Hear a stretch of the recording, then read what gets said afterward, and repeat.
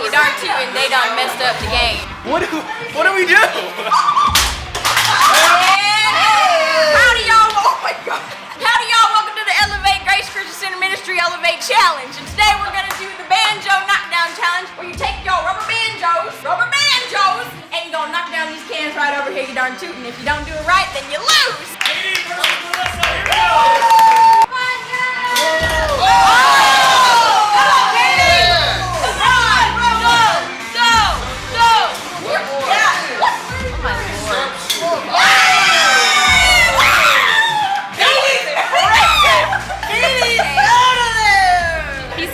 My broken thumb. Round 2, Christina versus Harley. 3, 2, 1, go! Sorry, I'm scared. Oh my God.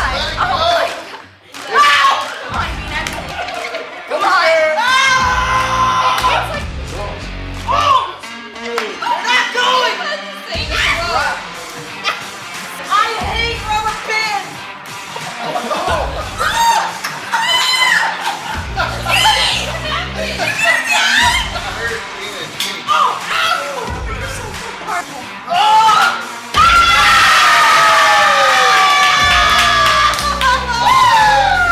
Hello, my name's Tiara, and I'm gonna win this game. Hey, go! Go, Dee! Go! Oh! Back! Oh! Come on, Tim! Okay. Let me get skimmed it. Oh! Wrong can.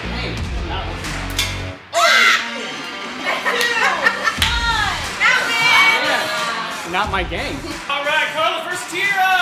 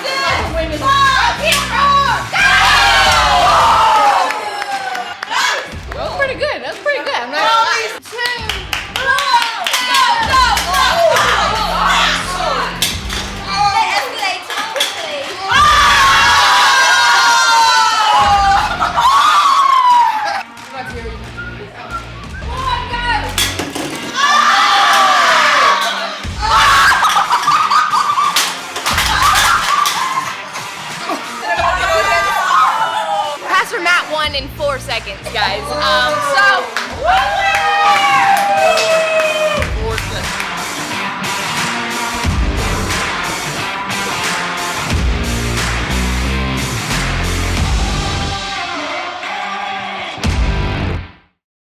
Happy.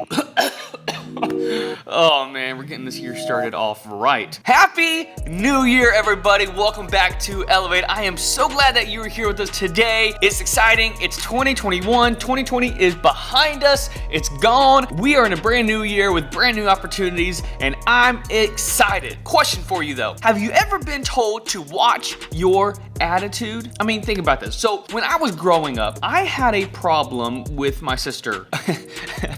I had many problems with my sister. Okay, so hear me out. I love my sister.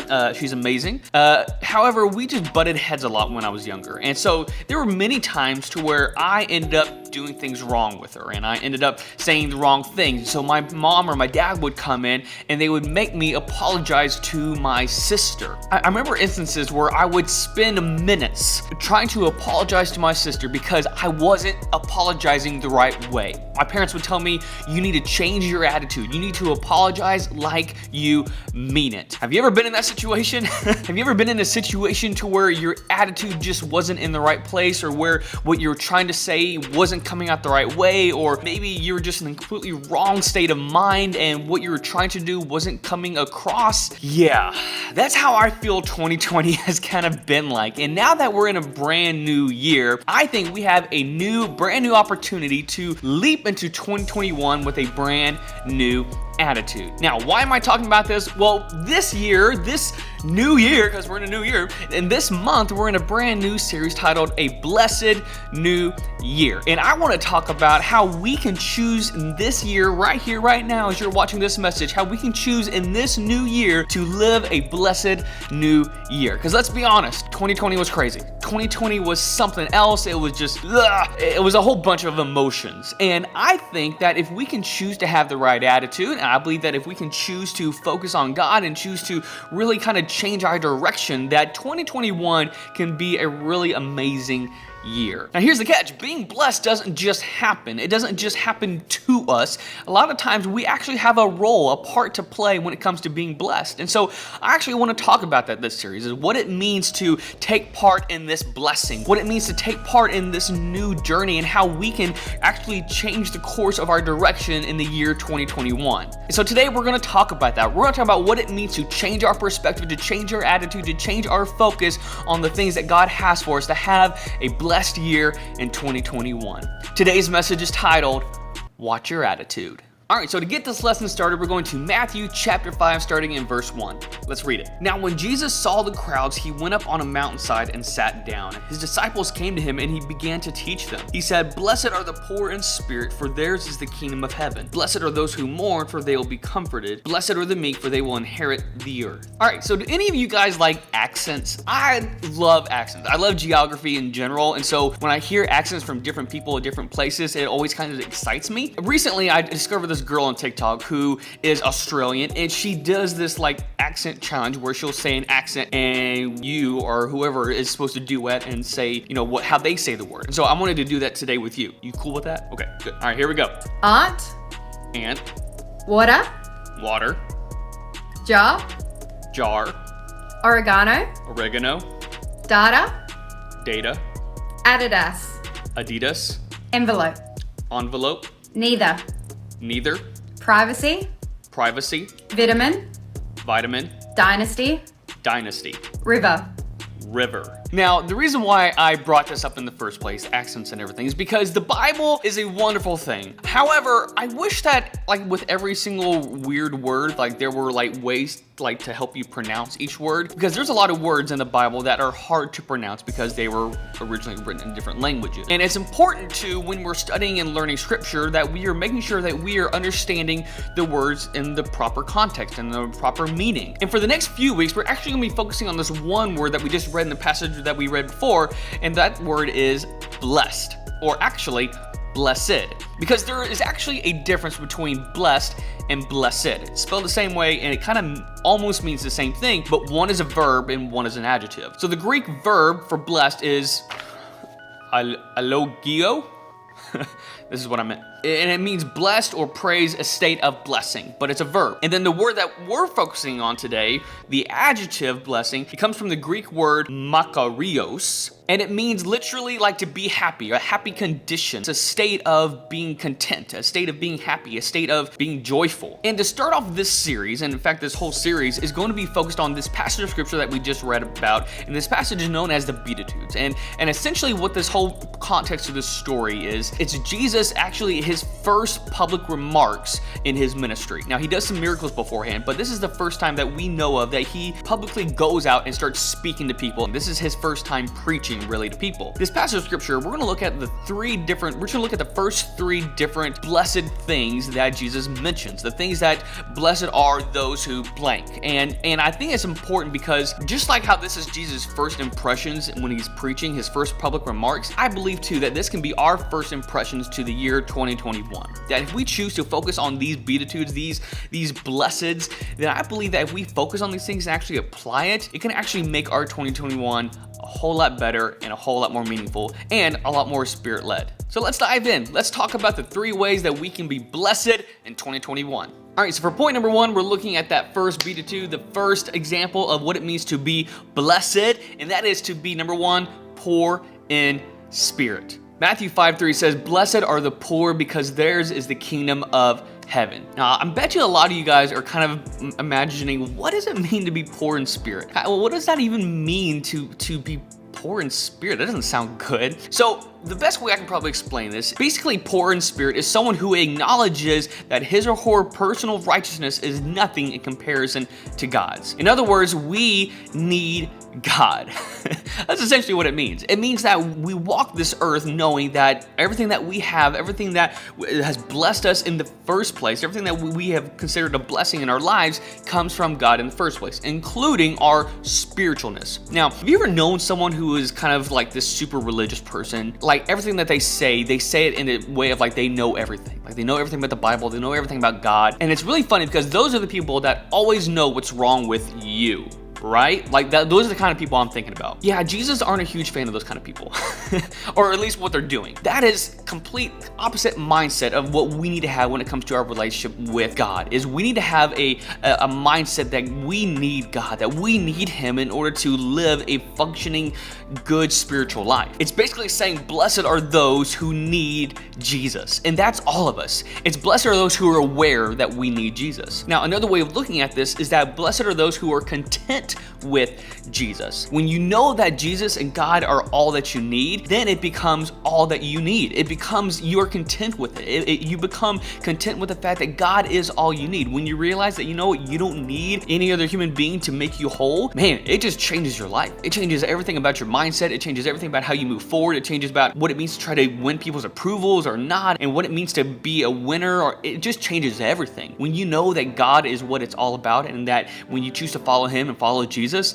and it changes your life, it just does that. It changes your life. I know I'm kind of like mumbling my words, but it just makes me really excited because when we know that Jesus is all we need, it truly it changes our direction, it changes our focus, and it changes our attitude. And that's kind of what we're talking about today, is how we choose our attitude for 2021. And lastly, kind of the reason why those who are poor in spirit are blessed, happy, content, is because 1, they're not stressed out about what they bring to the table. They know that God is enough and that He will provide enough. And also that God is walking with you through this journey, that no matter what, if you trust in Jesus and follow His path, He's got you covered. And that can change your whole mindset, your whole attitude when it comes to a brand new year. Point number 2, Matthew chapter 5, starting in verse 4, it's blessed are those who mourn. Sounds like an oxymoron, right? It sounds like something completely opposite of what it means to be happy, is to be mourning, to be sad. It doesn't make a lot of sense, right? It's like, in order for us to be happy, we have to mourn. That can't be it. Okay, so let me try to say it like this. So this past couple years, I have been learning that it is okay to feel my emotions. Like, I know this sounds funny, but like, you ever had someone tell you like, oh, you just need to get over it, or aren't you just being a little sensitive? Now, granted, I have been known to exaggerate my emotions from time to time, and that, that's warranted. However, I believe that Jesus is teaching us a very important factor here, is that emotions and feelings and bringing those emotions to Him are extremely important. In fact, I believe Jesus is telling us 2 things. 1, to feel for ourselves, but 2, to feel for others. Here's what I mean. So there are some people I know who have a lot of emotions, and they have a lot of thoughts and a lot of opinions, but they don't want to express those emotions, their own opinions, because 1, they might be afraid of being rejected, to being left behind, to being forgotten, or 2, because they don't want to bring it up because of past pain or past hurt. And both of those mindsets, they're like chains. It's like a prison. They prevent you from actually expressing yourself and to actually move forward. We need to have an honest relationship with our emotions and to respect when to express and share said opinions and emotions. Now, think about it this way, is the only way that we can truly deal with our pain is to bring that pain to Jesus. In other words, we have to bring our emotions to Jesus. In order for us to move forward, sometimes we have to begin to unshackle ourselves from our past hurt, from our past pains, and to bring that emotion to Jesus, so that way He can help heal us and help direct us and help move us towards healing and reconciliation and a whole bunch of other things that will actually help us move forward in life. And then the other way of looking at this is feeling for others. Now, there's another passage of scripture found in Romans chapter 12, verse 15 that says, mourn with those who mourn. Essentially, we are commanded to sometimes put aside our own opinions and emotions and to be there for people, to actually feel with people and to be sad with people. That is a God-given mandate, to actually try to be compassionate for people. And I think that's what this whole Beatitude is about. It's about, one, bringing our emotions to Jesus so that way we can heal and that way we can experience those emotions with him, but two, so that we can also be there for others. And that's what it means for those who are blessed who mourn, is that when we choose to come to Jesus with our emotions and when we choose to help others and to be there with others while they're in hurt and pain and with their emotions, then we too are blessed. We become blessed. We become content because, one, we're being healed by Jesus, but two, we're helping others receive healing with Jesus. In other words, we are blessed, we are happy, we are content when we are coming to Jesus with our emotions and when we are helping others with theirs. Now, that does not mean that we try to fix people. That means that we are there for people. There's a big difference. If they're asking for your help, cool, awesome, cool beans. However, what this means is that we are just there for people. When we choose to do that, when we choose to be there for people, it progresses the kingdom and it makes us content with one another. And honestly, it pushes us into a better future with one another. For point number 3, we're looking at the meek, and it says, "Blessed are the meek, for they will inherit the earth." Now, what's really interesting here is that Jesus essentially promises, he makes a promise that for those who are meek, they will receive the earth. If you don't know what an inheritance is, it's essentially something that is passed down to you, and then when you are done, dead, died, or whatever, you pass it along to others. And so Jesus is basically making this very, very real promise to everyone that when you are meek, which we'll explain what that word means in a second, when you are meek, you will inherit the earth. You will receive what God has already made. When we are meek, we receive what God has made and what he has done for us, and we get to actually use it for our lives, and then we get to pass it down towards others. Now, what does meek mean? It comes from the Greek word makario. I'm probably really pronouncing that wrong. But essentially, it probably means what you think it means. It means to be gentle or humble. Now, here's where I want to kind of think about what the world and the culture says about what it means to get ahead. When we think about 2021 and wanting to do new things, like New Year's resolutions, we want to do new, better things. We want to better ourselves. We want to get ahead. We want to do more. We want to do the best that we can. A lot of times when we hear that, we think of, okay, that means I need to be aggressive. That means I need to be tough. I need to, be super aggressive. But let's look at what the scripture says here. It says that in order for us to inherit the earth, in order to receive all that God has for us, we need to be humble. We need to be gentle. We need to be thinking about, how can I be gentle moving forward? And you think about it, all this is kind of opposite of what culture tells us. Culture tells us that the tougher you are, the more you win. That the more anger, the more aggression that you have, the more likely that you are to win. And in order for you to win, you have to get on top of others. You have to push them down in order to get ahead. But this passage of scripture tells us something completely opposite. Jesus is telling us that in order for us to get ahead, in order to receive the inheritance that he has prepared for us, that we need to be humble, that we need to be gentle with others, that we need to move forward in a gentleness. I think about one of my favorite passages, one of my favorite statements about who Jesus is that he is the Prince of Peace. And I think about that because I think about how in order for us to be humble and in order to be gentle, we need to have peace in our lives, and we need to seek peace in our lives, and that is through Jesus. So when we choose to be humble, when we choose to be gentle, when we choose to have that meekness about us, what it means to be meek, what it means to be gentle, what it means to be humble is to take a long look at yourself and realize that, you know what, I need Jesus, and that I am no better than any other person, that I don't deserve more than any other person, that I am not more blessed than any other person because of my own doing or whatever,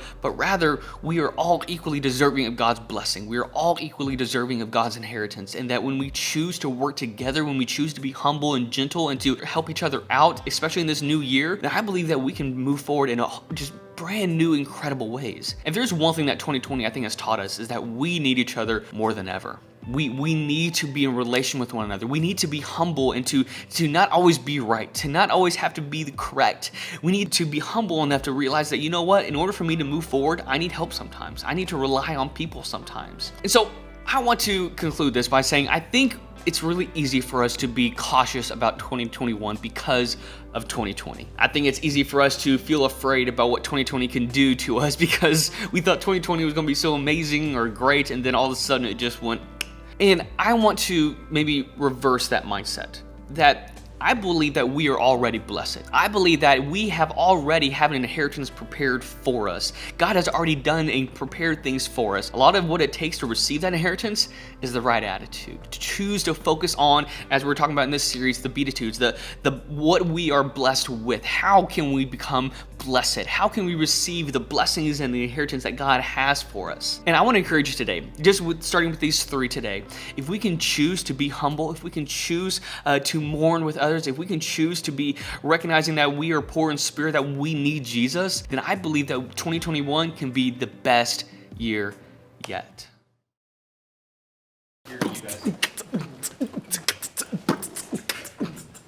All right, you guys, thank you for joining us on YouTube. Be sure to like, comment, and subscribe. Be sure to hit the bell. Yeah, hit that bell. Ring-a-ding-ding. Ring the bell! I can't focus, I'm so sorry. We love you guys. Yes! Tune in next time. Woo! See y'all later. Oh, oh, oh. High five. Oh, high five. Whoa.